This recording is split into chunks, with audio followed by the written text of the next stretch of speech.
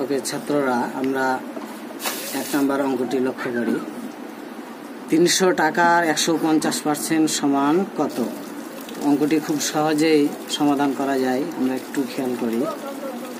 তাহলে আমরা 300 টাকার মানে জানি আমরা যে 300 টাকার মানে 300 এর 150%। আবার আমরা জানি এর মানে গুণ, আর 150% মানে 150।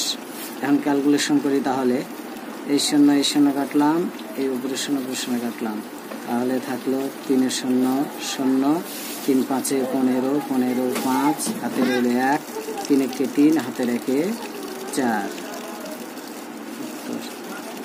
দেখো বন্ধুরা, খুব সহজে অঙ্কটির উত্তর হয়ে গেল।